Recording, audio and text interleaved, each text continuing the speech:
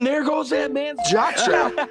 Oh my God, did you see that? America's team? Yeah, right. Oh, baby, it's a big day in sports. There's nothing like battling it out with your teammates all season long to go win a championship. Green Bay's got it this year. Huge move for them. I think it's going to be a game changer. We have a lot to talk about this busy week in the sports world. Welcome to the In a League of Their Own podcast.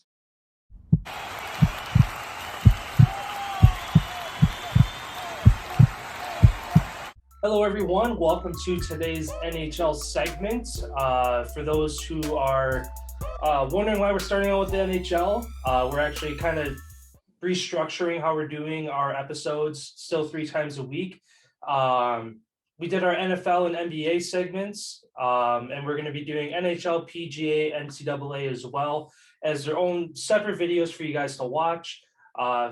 Kind of just a consensus of breaking down things, making shorter videos for you guys to listen to. So again, this is going to be our NHL talk for today, but feel free to go check out our other ones as well. So yeah, for the NHL today, kind of one of the trending things. It's been really trending all season. It seems like the sport that's kind of been affected the most is COVID protocols, postponements, cancellations, things like that. The NHL, as of yesterday, January 18th, for whenever you're listening to this, the NHL updated their COVID protocols as far as going forward. Kind of some benchmarks that they're throwing out there, some changes. The league is looking to keep their 5-day isolation. So if you test positive, 5 days, that's kind of been the nationwide thing for, non-professional sports. That's like, it used to be 2 weeks kind of starting out at the height of COVID. Now it's down to 5 days. And the NHL has seen it doing well, and they decided that they're going to stick with that going forward. Kind of the biggest thing out of it, though, that I like at least, and kind of get your take if you think that this is a good benchmark or if they should change it. There'll be no testing during the All-Star break, just to kind of give these guys a break and obviously hopefully see a decrease in positive cases. Once all these guys arrive at their team facilities post All-Star break, there'll be one test that they all take. And then after that, there will no longer be tested for asymptomatic players or fully vaccinated players that are within close contact of positive cases. Do you think this is a good move for the NHL? And I know we've talked about kind of what they're going to do for the season going forward. Do you think this is a good step in the right direction for that? Yeah, absolutely. Just because news also came out that you could test positive for up to 6 weeks post a positive test. I think this is one of the only ways, if not the only way. I know the other day we were talking about what our solution would be to help get this fixed. Turns out they have one up their sleeve. Between February 7th and the 22nd, they're basically going to be making up all 104 games that have been postponed. Just kidding. 98, because there have been 6 that have already been made up. So 98 games will be played within the short amount of time. Obviously, to finish the season on schedule, to get the playoffs done on schedule. The NHL also is kind of doing a cool thing, showcasing 10 games all on television on February 17th. I feel like that's going to be a huge day, eyes on hockey, a lot of big matchups, and it's going to be closer to the end of the season-ish, so it could have potential playoff implications for that game. But yeah, as far as only testing one time, fully vaccinated players, if we're following what the medical people have stated, should be good. Should be good to go. We're going to follow the rules as dumb as they are. We're going to follow them as simple as they are, and we're going to get the season finished, and hopefully these teams are going to get their players back. Hopefully you're going to be able to play with your actual roster for the majority of the second half of the season, unlike the whole first half for so many teams not having umpteen amounts of guys night to night.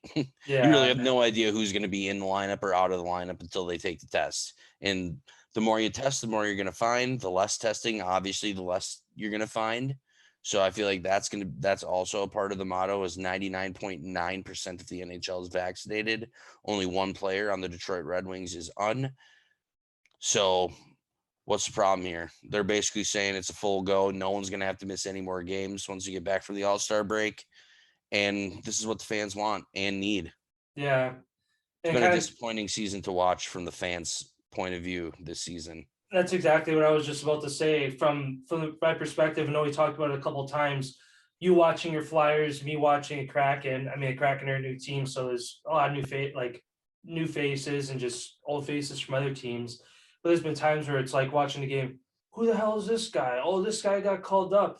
Like the AHL and the NHL are both professional styles of hockey, but like you can tell when there's AHL guys on the ice, the quality the quality of product is a little lower compared to when you're watching a fully healthy NHL squad. And like you said, from a fan's perspective, it's going to be good to see all these guys back on the ice. Hopefully, again, you never know. A new variant comes out, a lot of guys test positive. Again, the border battle between Canada and the US, they're always dealing with that as far as Canada having different rules than the US, stuff like that. But yeah, it should just bring an overall higher quality of hockey to the eyes of the world. And I know the big question mark has been how are they going to make up all these games? So that's good next month that they're going to push at that and get that done. And then kind of too for as far as all the protocols that they've updated, NHL and NHLPA will meet again on the last day of the month, January 31st, to determine how the measures look. Do we need to change anything? Is everything good? So, I mean, it's good that in just less than 2 weeks' time here, they're going to circle back to it and kind of keep on top of it because I mean, as much as it sucked for the NHL, they having to postpone games. It's the only the NBA's had a handful. The NHL has moved games like once or twice this year for as far as over a couple weeks. NHL's been hit the hardest, so it's good to see that they're going to stay on top of it. All right, less than 2 weeks. Let's circle back to this and make sure things are going good because if they're like, okay, we'll meet in 2 months and shit goes south in a week, well, we're not going to meet for another 2 months, so we'll just deal with it, kind of thing. So, yeah, and they are the only league with multiple different country sports teams, so they also have to coordinate with the Canadian government as far as protocols, all this, all that. They have to meet both ends of that as they do play road games up there. well, Unless NBA for whatever has the case- Toronto, and so does baseball. Right. I said multiple. Yeah, we There's said 6 Canadian teams for hockey, and they're all in different parts of Canada. Oh, yeah, I guess. Yeah, I thought you meant like it's the only sport that has international teams, but No. multiple. Yeah, they have 6. Yeah, they have 6. Yeah, And they're spread out all over the place. Like if they were in one province or whatever the case may be, they could maybe figure something out. But like if Canada changes something drastically, I feel like the only point at that would be to finish the season would be to have all of the Canadian teams down here and just be playing home games on opponents' ice or finding college barns to play home games in. yeah, Doing something like that as far as getting the season. But yeah, all systems are a go in the NHL to finish, yeah. which is awesome to see because I thought at this far back they're gonna have to start cutting games down. Mm-hmm. But which is also kind of a good thing too, is because we're gonna see full rosters, hopefully healthy, the second half of the season. So it's gonna be like an up-tempoed second half of the regular season because points are gonna be even that more important. As it's been like playoffs all season almost, it feels like, because you have the upper hand on a team, you got to get these points tonight and put them down in the standings, because if I were without 10 guys at the end of the year when they could bite us in the ass or something. Yeah.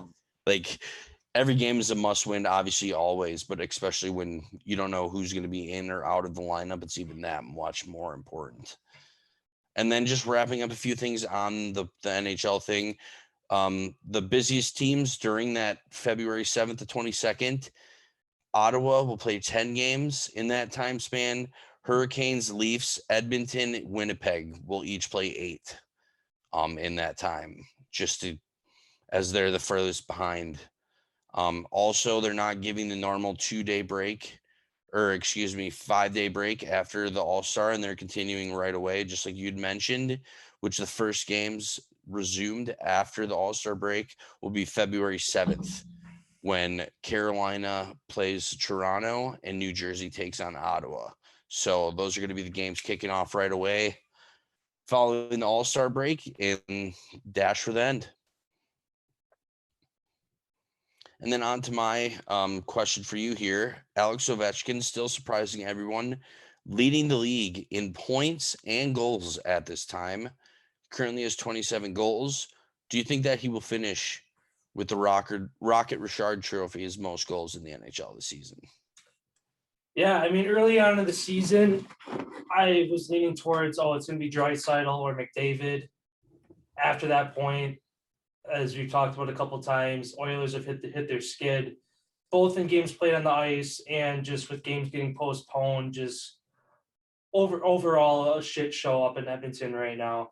I think that Ovechkin does end up leading the league in goals now, just because of the fact the Capitals have they're still in the top couple teams in the Metro, so they're still one of the best teams. But they've hit a little bit of a skid. When Ovechkin plays at the level he's at, that team is phenomenal. So I think that, again, them Russian genes, the longevity that he's shown, kind of that Tom Brady effect. Like you said, kind of surprising everybody with leading the league in points and goals. I think he keeps it going through the end of the year. And plus, the only two guys that are going to give him a run for their money are Draisaitl and McDavid, both of which are on the same team, both competing for points, assists, goals, taking those statistics away from each other. Not in a bad way, because obviously one wants the other to be successful and vice versa so that they can win games. But Ovechkin, he's kind of in a league of his own as far as the goal scorer for that team. So yeah, I think that he finishes on top of the NHL for goals this year and possibly points, because the attention that guy brings on the ice, he gets open looks for other people too. Yeah, I think he finishes top 3 in goals. I don't think he wins the goals. I think Austin Matthews, is going to win the goal scoring title this season. He's just starting to heat up. I know he just became 3rd all time as far as consecutive games, road games where he scores a goal. He's up to 10 now, and he's 2 behind, I think, the all-time lead. That kid is just a natural goal scorer. Unlike, Ovechkin is too, but he does so much more than just score goals. Yeah. He hits, he does so much more, where Austin Matthews is the power play, traditional sniper scorer. He is their guy that kind of the offense runs through. I think he takes it. Granted, he is only 2 goals behind, and they still have 6 games less played. So I'm just going to guess that he gets 2 goals over the next 6 to tie Ovechkin whenever they do catch up. Yeah. Yeah, I honestly forgot about Matthews. Just the 3 names that came to my head there were, again, Draisaitl, McDavid, Ovechkin, but yeah, Matthews again. He's just a naturally born goal scorer, and like you said, Ovechkin, gritty, not afraid to lay a hit on a young guy. But yeah, it'd be fun coming down the stretch here if Matthews can catch him, and if Draisaitl and McDavid can quickly turn around that ship and put their name back in the conversation as well. Yeah, and as long as Edmonton has been not playing lately, Draisaitl's 1 point behind Ovechkin and 1 goal behind Ovechkin as well. So Ovechkin's got himself a nice little lead, I should say, right now.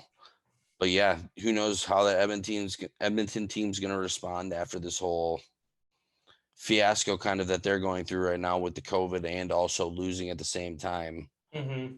How are they going to bounce back? Does things just tank for the worst? We shall see. And also for Edmonton, there are rumors of them getting Evander Kane. That's another high-level player on the ice, taking points and goals and all that away from those two. So, yeah, that's another good point. And that is the end of our NHL segment. Please tune to our next video to check out our PGA talk.